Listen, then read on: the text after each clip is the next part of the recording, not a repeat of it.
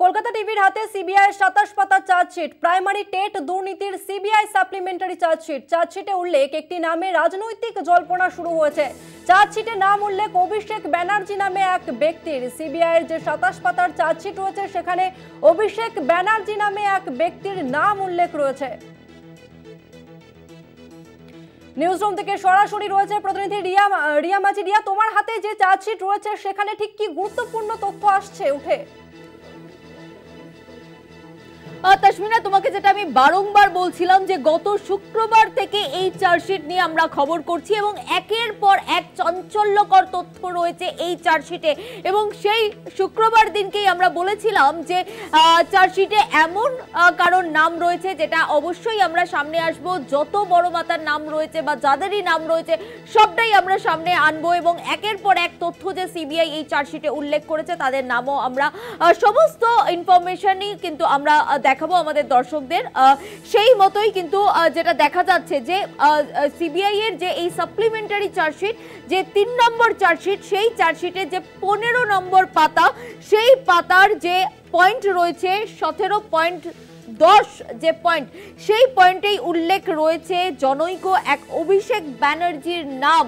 এবং সেখানে বলা রয়েছে যে এই অভিষেক ব্যানার্জি নামক এই ব্যক্তি তিনি বলেছিলেন সুজয় কৃষ্ণ ভদ্রকে যে 15 কোটি টাকা তাকে দিতে হবে বলে, এমনটাই কিন্তু উল্লেখ রয়েছে এই 17.10 যে পয়েন্টার, সেই পয়েন্টারে যে প্যারা রয়েছে যেটা আমরা হাইলাইট করে দেখাচ্ছি, ইয়েলো কালারে যে হাইলাইটার দিয়ে দেখাচ্ছি, সেখানেই নাম রয়েছে অভিষেক ব্যানার্জি। জনৈক এই অভিষেক ব্যানার্জি তিনি কে, কোন ব্যক্তি, যদিও চার্জশিটে তার কোনো স্পষ্টভাবে উল্লেখ নেই যে এই অভিষেক ব্যানার্জি কে, তিনি তার কিন্তু কোনো স্পষ্টভাবে উল্লেখ নেই। তবে জনৈক সেই অভিষেক বন্দ্যোপাধ্যায়, অভিষেক ব্যানার্জি বলে নাম রয়েছে। অভিষেক ব্যানার্জি তিনি বলেছিলেন, তিনি ডিমান্ড করেছিলেন 15 কোটি টাকা। কারণ হচ্ছে ইল্লিগাল যে অ্যাপয়েন্ট হচ্ছে তার দরুন 15 কোটি টাকা তিনি ডিমান্ড করেছিলেন বলে এমনটাই চার্জশিটে উল্লেখ রয়েছে, যেটা আমরা দেখছি যে চার্জশিটে উল্লেখ রয়েছে। এবং ইল্লিগাল ভাবে যে অ্যাপয়েন্টমেন্ট হচ্ছে সেই অ্যাপয়েন্টমেন্টের জন্যই কিন্তু 15 কোটি টাকা ডিমান্ড করেছিলেন সুজয় কৃষ্ণ ভদ্রের কাছ থেকে, তিনি ডিমান্ড করেছিলেন। এবং যেখানে সুজয় কৃষ্ণ ভদ্র তিনি বলেছিলেন যে পার হেড সেখান থেকে কালেক্ট করা হয়েছে, পার হেড ক্যান্ডিডেটের কাছ থেকে কালেক্ট করা হয়েছে প্রায় 6.5 লাখ টাকা অলরেডি কালেক্ট করা হয়ে গিয়েছে বলে এমনটাই উল্লেখ করেছিলেন সুজয় কৃষ্ণ ভদ্র বলে এমনটাই রয়েছে এই সিবিআই চার্জশিটে। এবং যেমনটা আমি বললাম যে এই জনৈক অভিষেক ব্যানার্জি তার নাম রয়েছে এই চার্জশিটে এবং তিনি কোন ব্যক্তি, কোথা থেকে তিনি বিলং করেন, কি বিষয়, সেটা কিন্তু এই চার্জশিটে উল্লেখ নেই। শুধুমাত্র অভিষেক ব্যানার্জি বলেই নাম উল্লেখ রয়েছে এই চার্জশিটে। এবং সেই জায়গা থেকে দাঁড়িয়ে জনৈক এক আইনজীবী সঞ্জয় বসু তিনি বলেন যে যদিও তিনি এটা সিবিআই এর চার্জশিট, যদিও সেখানে ইডি লেখা রয়েছে, সেখানে বলেন যে আমার মক্কেলের বিরুদ্ধে এখনো কোনো তথ্য প্রমাণ আদালতে দাখিল করতে পারেনি। অর্থাৎ এই সেন্ট্রাল এজেন্সির নাম করে তিনি বলেছেন যে আমার মক্কেলের বিরুদ্ধে এখনো কোনো তথ্য প্রমাণ আদালতে দাখিল করতে পারেনি। তারপরেও তৃতীয় চার্জশিটে শুধুমাত্র অনুমানের ভিত্তিতে তার মক্কেলের নাম রাখা হলো এবং এটা হেনস্থা বলে তিনি দাবি করেছেন। এটা হেনস্থা নয় তো আর কি বলেই সেই জনৈক সঞ্জয় বসু, যিনি কিনা একজন আইনজীবী, তিনি কিন্তু এমনটাই দাবি করেছেন। এবং তার যে পুরো স্টেটমেন্ট, অর্থাৎ অ্যাডভোকেট সঞ্জয় বাসুর যে পুরো স্টেটমেন্ট, সেই স্টেটমেন্ট আমরা ইতিমধ্যেই আমাদের যে স্ক্রিনে দেখাচ্ছি, সেই স্টেটমেন্টের পুরো কপি আমরা দেখাচ্ছি, আমাদের স্ক্রিনে দেখাচ্ছি। এবং একই সঙ্গে যেটা আমি বারবার বলছিলাম যে গত শুক্রবার থেকে যে চার্জশিট আমাদের হাতে রয়েছে, অর্থাৎ এই সুজয় কৃষ্ণ ভদ্র সহ কুন্তল থেকে আরম্ভ করে একাধিক যে ব্যক্তির নাম রয়েছে এই চার্জশিটে এবং সেখানে একাধিক বিস্ফোরক তথ্য রয়েছে এই চার্জশিটে, যেখানে বলা হচ্ছে যে সাব এজেন্ট মারফত টাকা তোলানো হতো এবং সেগুলো এজেন্টদের কাছে চলে আসতো এবং এজেন্টরা সেই টাকা পাঠিয়ে দিত এই কুন্তল, শান্তনু, সুজয় কৃষ্ণ ভদ্র এদের কাছে। এবং এখানে সেইখান থেকে টাকা আবার ডিস্ট্রিবিউট হয়েছে। তো এইভাবে যে যারা নন কোয়ালিফাইড ক্যান্ডিডেট রয়েছে তাদেরকে প্রথমে চিহ্নিত করার কাজ চলতো এবং সেখান থেকে পরপর টাকা চলে যেত বিভিন্ন জায়গায়, এবং স্টেপ বাই স্টেপ কিন্তু তদন্ত যতটা এগিয়েছে তার ম্যাক্সিমাম কিন্তু উল্লেখ রয়েছে এই চার্জশিটে। এবং যেখানে এর আগেও আমরা যে খবর করলাম, যেখানে বলা হয়েছিল যে এই সুজয় কৃষ্ণ ভদ্র তিনি যে টাকা তুলতেন, সাব এজেন্ট মারফত যে টাকা তুলতেন, এজেন্টদের কাছে আসতেন, এই সব পুরো বিষয়টাই কিন্তু তার একটি ডায়েরি যে মেনটেন করতো, সেই ডায়েরিতে সুজয় কৃষ্ণ ভদ্রর যে তার ছিল, অর্থাৎ তার অ্যাসোসিয়েট যে ছিল তার কাছে, অর্থাৎ নিখিল হাতি যে কিনা তার স্টাফ, এবং এই স্টাফের কথা বলতে গিয়ে কিন্তু লিপস অ্যান্ড বাউন্সের নাম আসে।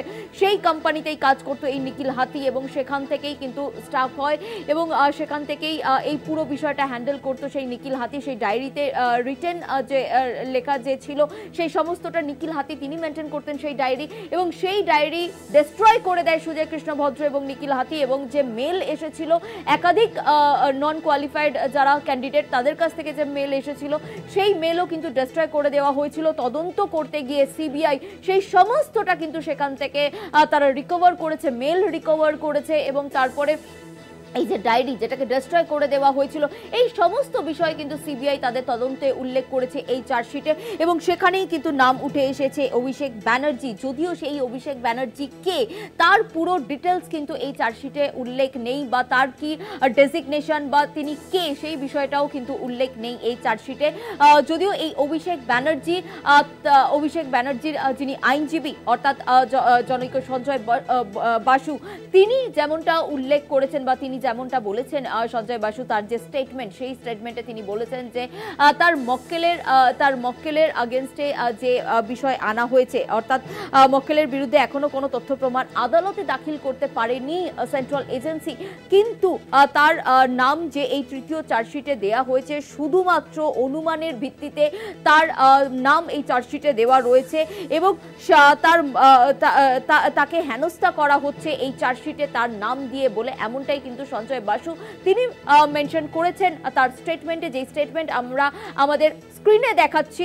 এবং একই সঙ্গে যে চার্জশিট 27 থেকে 30 পাতার যে চার্জশিট যেটা আমাদের কাছে রয়েছে, এবং যেটা আমি বারবার বলছি যে 17.10 যে পাতা 10 যে পয়েন্ট, সেই পয়েন্টেই কিন্তু উল্লেখ রয়েছে এই অভিষেক ব্যানার্জির নাম। এবং যেখানে বলা হয়েছে, আমরা এর আগেও বলেছিলাম, আমরা শুক্রবারে যখন আমরা এইটা নিয়ে শো করেছিলাম সেখানেও আমরা বলেছিলাম যে অভিষেক ব্যানার্জির এক বড় মাথার সঙ্গে পার্থ চট্টোপাধ্যায় তার যে ঝামেলা, সেই ঝামেলার কথাও উল্লেখ রয়েছে এই চার্জশিটে। এবং সেখানেও কিন্তু আমরা বলেছিলাম যে কে সেই বড় মাথা, কি তার কি নাম রয়েছে সেটা আমরা বলবো, এবং আজকে আমরা সেই নাম রিভিল করলাম। এবং যেখানে বলা রয়েছে যে পার্থ চট্টোপাধ্যায়ের সঙ্গে অভিষেক ব্যানার্জি তার ঝামেলা, এবং সেখান থেকে 15 কোটি টাকা তিনি ডিম্যান্ড করেছিলেন অভিষেক ব্যানার্জি, 15 কোটি টাকা ডিম্যান্ড করেছিল সুজয় কৃষ্ণ ভদ্র, তার থেকে এই 15 কোটি টাকা ডিম্যান্ড করা হয়েছিল। যেখানে সুজয় কৃষ্ণ ভদ্র তিনি বলেছিলেন যে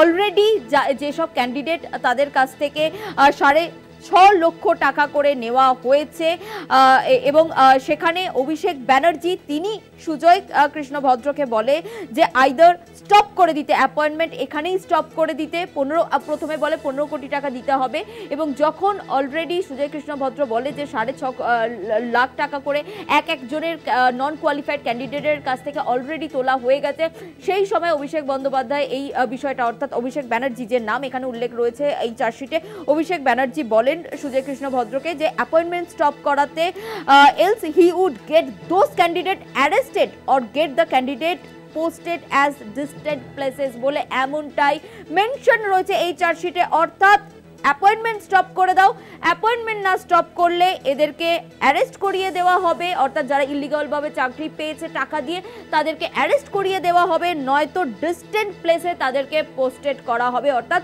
অন্য জায়গায় দূরে কোনো জায়গাতে তাদেরকে প্লেস করা হবে বলে এমনটাই অভিষেক ব্যানার্জি বলেন সুজয় কৃষ্ণ ভদ্রকে বলে, এমনটাই কিন্তু চার্জশিটে উল্লেখ রয়েছে। জনৈক অভিষেক ব্যানার্জি তিনি বলেন সুজয় কৃষ্ণ ভদ্রকে। তবে এই অভিষেক ব্যানার্জি কে, তার পরিচয় বা কি, তার কোনো ডেজিগনেশন বা কিছু জিনিস কিন্তু এই চার্জশিটে মেনশন করা নেই, যেটা তোমাকে আমি বারবার বললাম। এবং তার ভিত্তিতেই যে স্টেটমেন্ট তার আইনজীবীর, সেই বিষয়টাও কিন্তু আমরা সামনে রাখলাম।